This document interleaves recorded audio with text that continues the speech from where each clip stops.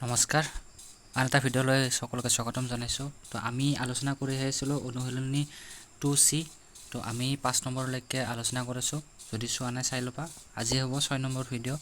6 number question তো 6 নম্বৰত হ'ব কোৱেশ্চনটো আছে এটা আয়তাকাৰ ক্ষেত্ৰৰ দিশ প্ৰস্থৰ 3 গুণ আৰু ক্ষেত্ৰফল 192 বৰ্গ মিটাৰ এই ক্ষেত্ৰটোৰ সমান পৰিসীমা বিশিষ্ট এটা বৰ্গাকাৰ ক্ষেত্ৰৰ ক্ষেত্ৰফল আয়তাকাৰ ক্ষেত্ৰটোৰ ক্ষেত্ৰফলতকৈ কিমান বেছি হ'ব নিৰ্ণয় কৰা তো আমাক কি দিয়া আছে আগতে সেইখিনি আমি চাই ল'ম ঠিক আছে আমি লিখিম 6 নম্বৰ আয়তাকাৰ ক্ষেত্ৰৰ দিশ প্ৰস্থৰ 3 গুণ গৈছে আৰু ক্ষেত্ৰফলৰ কিবা দিয়া আছে ঠিক আছে তো দিশ আৰু প্ৰস্থ আমাক দিয়া নাই তো আমি ধৰি ল'ম ধৰা হ'ল দিশ ঠিক আছে কিহৰ দিশ আয়তাকাৰৰ ক্ষেত্ৰৰ দিশ ধৰিলো আমি দিশ প্ৰস্থৰ 3 গুণ বুলি কৈছে আমি দিশ নহয় প্ৰথমতে আমি প্ৰস্থ ধৰি ল'ব লাগিব ঠিক আছে প্ৰস্থ হৈছে 1 মিটাৰ তেতিয়াহ'লে দিশ হৈ যাব প্ৰস্থৰ 3 গুণ বুলি কৈছে কোৱেশ্চনটো কৈছে দিশ প্ৰস্থৰ 3 গুণ হৈছে 3 গুণ মানে মই কৈ দিছিলোঁ গুণ মানে হৈছে পূৰণ 3x মিটাৰ ঠিক আছে তেতিয়াহ'লে প্ৰশ্নমতে কিয় লিখিছোঁ কাৰণ আমাক কি দিয়া আছে ক্ষেত্ৰফল দিয়া আছে তো ক্ষেত্ৰফল তো আয়তাকাৰৰ ক্ষেত্ৰফল সমান আমি কি জানো দিশ পূৰণ প্ৰস্থ হয় আমাক ক্ষেত্ৰফল কিমান দিয়া আছে 192 দিশ কিমান দিয়া আছে দিশ দিয়া আছে 3x ইনটু প্ৰস্থ দিয়া আছে x হয় আমি কিন্তু ধৰি লৈছোঁ তেতিয়াহ'লে কিমান হৈ গ'ল 192 3x স্কয়াৰ হৈ গ'ল ঠিক আছে নেক্সট 3 to x to ইয়ালৰ হৈ আছে 192 পূৰণ হৈ আছে ইফালে আহিলে হৰণ সমান x স্কয়াৰ নেক্সট এখানে বুঝি পাইছা ঠিক আছে 192 তো 192 3 দিকে বাজায় 3 6 গুণ 18 1 12 3 4 গুণ 12 64 হয় 64 যায় তো 64 ইকুয়াল টু x স্কয়ার তো x ইকুয়াল টু কিমান হ'ব এটাকে x ইকুয়াল টু কিমান হৈ গ'ল 8 হৈ গ'ল কেনেকৈ হৈ গ'ল আমি জানো 64 ক ভাঙিলে কিমান হ'ব 8 into 8 সমান 64 তো x আছে x into x হয় তাৰ মানে x মানে কিমান হৈ গ'ল 8 হৈ গ'ল তো x ইকুয়াল টু কিমান হ'ব x মিটাৰ x মানে কি আছিল প্ৰস্থ তো প্ৰস্থ কিমান হৈ গ'ল প্ৰস্থ হৈ গ'ল 8 মিটাৰ তেতিয়ালে দিশ হৈ গ'ল 8 into 3 3 গুণ 24 মিটাৰ হৈ গ'ল এতিয়া চাবা দিশ আৰু প্ৰস্থ পাইছো এবাৰ আমাৰ আৰু এটা কোৱেশ্চনটো কৈছে চাবা এই ক্ষেত্ৰটোৰ সমান পৰিসীমা বিশিষ্ট এটা বৰ্গাকাৰ ক্ষেত্ৰ কি হৈছে সমান পৰিসীমা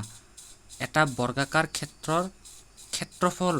আয়তাকাৰ ক্ষেত্ৰটোৰ ক্ষেত্ৰফলতকৈ কিমান বেছি হ'ব বুলি কৈছে এই যেটো আমি আয়তটো পাইছো এই আয়তৰ কিমান দিয়া আছে 192 তকৈ কিমান বেছি বুলি কিনে কৈছে ঠিক আছে তো তাৰ লগতে আমি নেক্সট আমি কি কৰিম এবাৰ আমি পৰিসীমা উলিয়াই ল'ম কাৰণ কৈছে নে ইয়াতে ক্ষেত্ৰফলটোৰ সমান পৰিসীমা বিশিষ্ট পৰিসীমা উলিয়াম তেতিয়াহ'লে আয়তৰ পৰিসীমা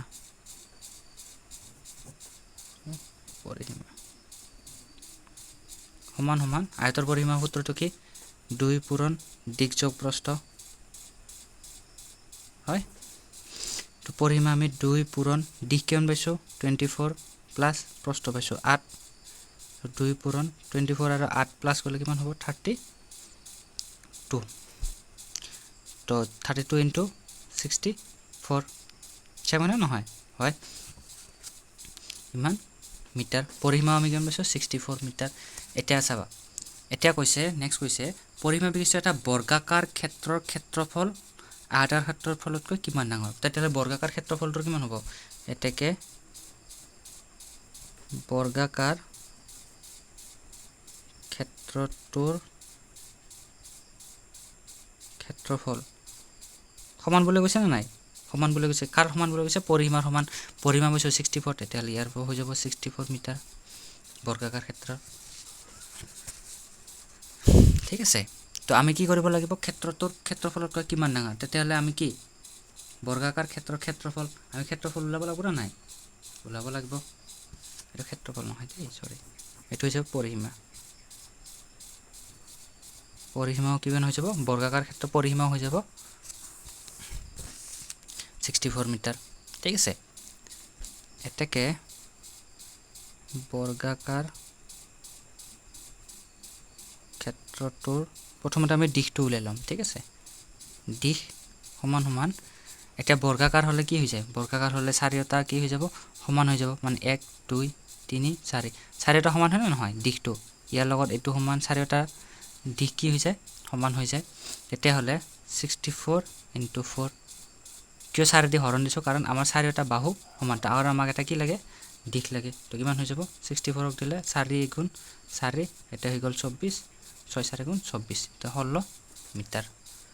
হৈ গল দিশ তেতিয়া হলে এটাকে নেক্সট আমি এবাৰ উলাম ক্ষেত্ৰফল কিহৰ ক্ষেত্ৰফল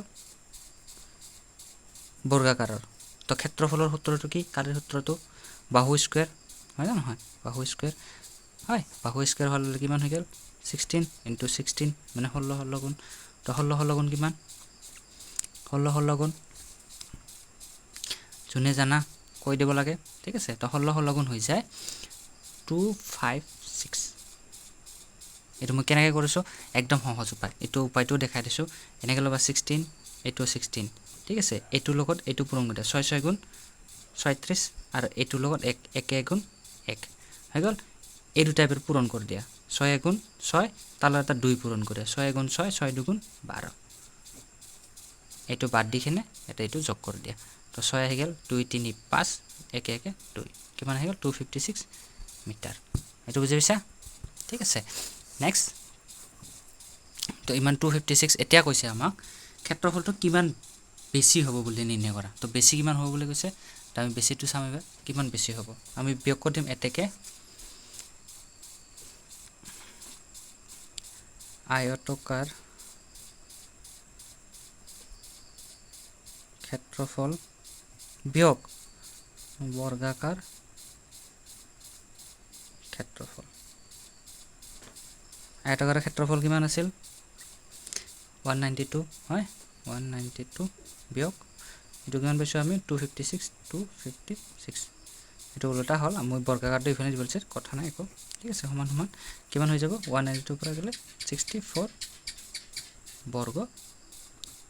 মিটাৰ ইমানখিনি কি হৈ যাব বেছি হৈ যাব বেছি বাস হৈ গল ঠিক আছে তাহলে নেক্সট তোমাৰ নেক্সট আহিব এবাৰ বাপেক আৰু পুতেকৰ বয়স সমষ্টি 64 ঠিক আছে 64 পুতেকৰ বয়সৰ কৈ বাপেকৰ বয়স 28 বছৰ বেছি কাৰ বয়স কিমান ঠিক আছে তো আমি লিখিম এবাৰ কিমান 7 নম্বৰ বাপেকৰ পুতেকৰ বয়সৰ সমষ্টি দিয়া আছে পুতেকৰ বয়সতকৈ বাপেকৰ বয়স 28 বছৰ বেছি তো ধৰা হল কাৰ বয়স পুতেকৰ বয়স পুতেকৰ বয়স কিমান 1 বছৰ তেতিয়ালে বাপেকৰ বয়স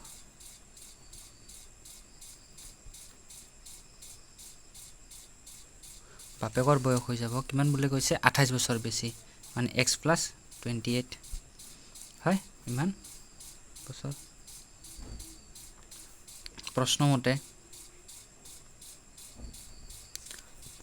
প্ৰশ্নমতে কি হ'ব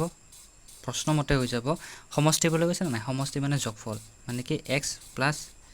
28 সমান সমান কিমান বুলি কৈছে 46 হয় এখানে যোগ কৰি দিয়া x 2x + 28 সমান সমান 46 2x = 46 এটো প্লাস হৈছে ইপিনে আহিলে -28 সমান সমান 2x সমান সমান 46 over 28 গলে হল 8 গলে 8 3 3 গলে 1 18 তাত x = 18/2 সমান সমান 9 এটো জানাই এখিনি কেনেকৈ কি কৰছো ঠিক আছে তাহলে নেক্সট তো x = কিমান পালো 9 তো x মানে কি আছিল পুতেকৰ বয়স কিমান 9 বছৰ তো বাপেকৰ বয়স কিমান হ'ব 28 9 + 28 18 মানে কিমান 37 বছৰ 37 ঠিক আছে এতিয়া নেক্সট অলপ সোনকালে কৰিছো যাতে তোমালোকৰ সোনকালে হয় ঠিক আছে নেক্সট কোৱেশ্চন 8 নম্বৰ দুটা পূৰ্ণ সংখ্যাৰ অনুপাত 3:5 যদি হিয়তৰ সমষ্টি 160 তেন্তে সংখ্যা দুটা কি 8 নম্বৰ একেবাৰে সহজ কোৱেশ্চন তো আমি ধৰি লম ধৰা হল আছে ধৰা হ'ল অনুপাত সংখ্যা দুটাৰ সমষ্টি সংখ্যা দুটা সমান সমান অনুপাত থাকিলে সদায় x বুলি থবা 3x আৰু 5x ঠিক আছে এটাকে প্ৰশ্নমতে এটাকে নেদি প্ৰশ্নমতে দিবা প্ৰশ্নমতে কি হ'ব 3x সমষ্টি বুলি কৈছে তেতিয়ালে যোগ 5x সমান সমান কিমান বুলি কৈছে 160 সিম্পল 3x আৰু 5x হলে 8x সমান সমান 160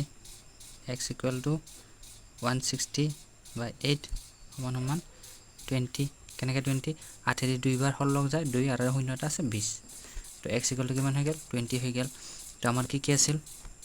3x আছিল 3x মানে হৈছে 3 into 20 কিমান হৈ গেল 60 আৰু এটা 5x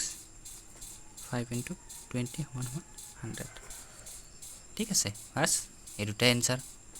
একদম সহজ নেক্সট কোৱেশ্চন হৈছে 9 নম্বৰ হাতৰ তিনিটা ক্ৰমিক গুণিতকৰ যোগফল 150 হলে গুণিতক কেইটা কি কি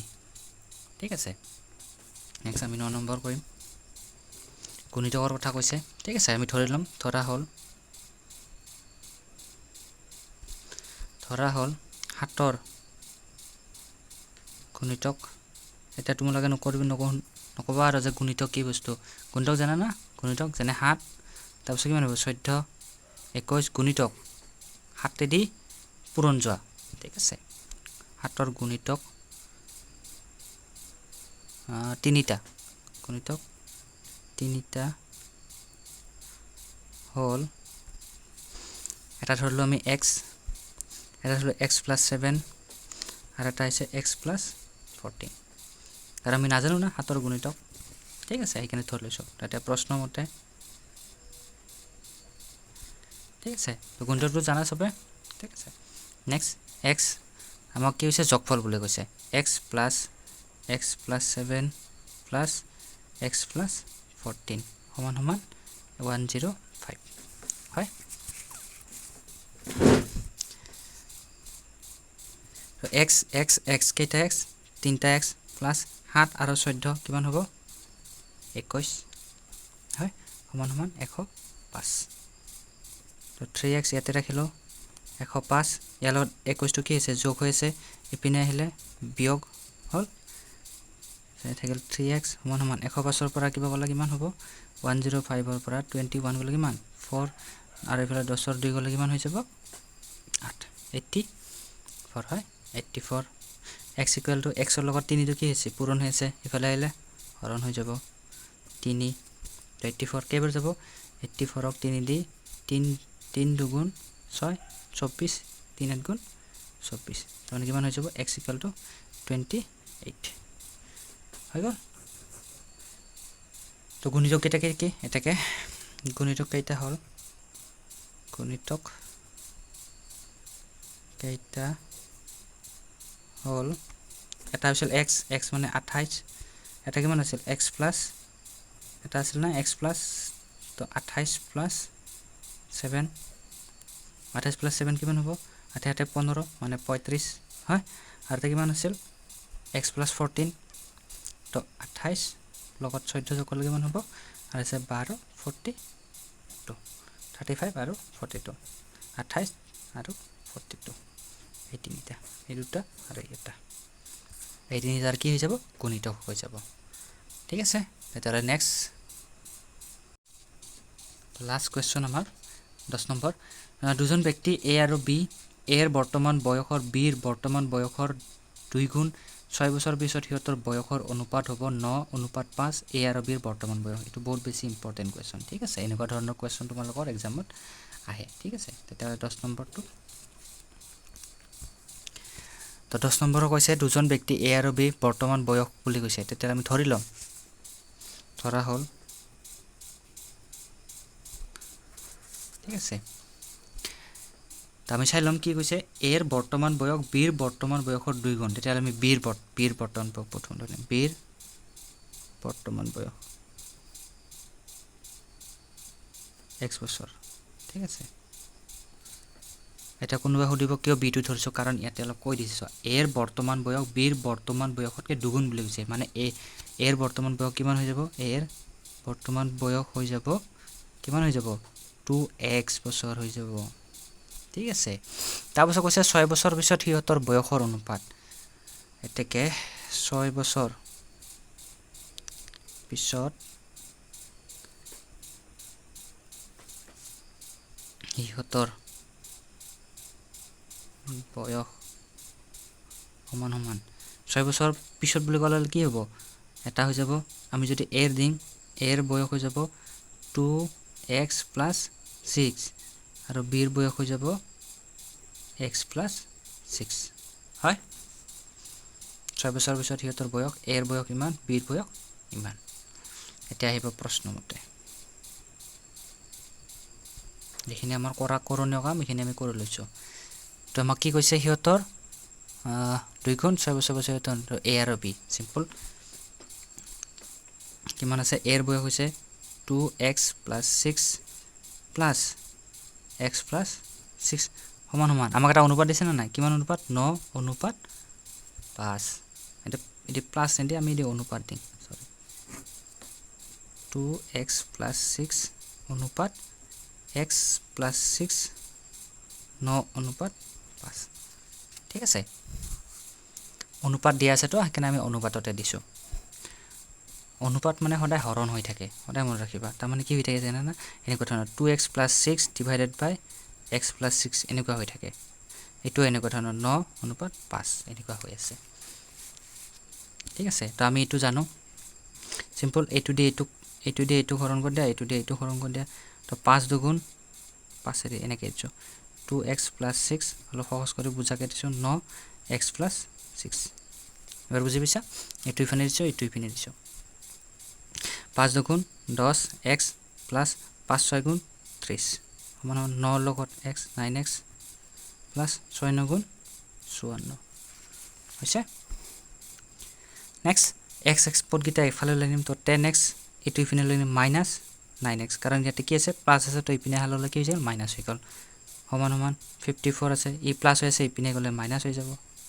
তো 9 10x পৰা 9x গলে কিমান হৈ যাব x সমান 54 পৰা 30 গলে কিমান হ'ব 24 তো মানে x ৰ মান কিমান পালো আমি 24 এতিয়া আমি x মানে কি ধৰছিলো x মানে ধৰছিলো আমি b তো b ৰ বয়স কিমান হৈ গল 24 বছৰ তাহলে ইয়াৰ বয়স কিমান হৈ যাব ইয়াৰ বয়স হৈ যাব 2x তো মানে 2 * 24 মানে কিমান হৈ যাব 48 বাস এখিনিয়ে একদম সিম্পল যদি ভিডিওটো চাই ভাল লাগিছে লাইক কৰিব শেয়াৰ কৰিব আৰু সাবস্ক্ৰাইব কৰিব নাপাহৰিব থ্যাংক ইউ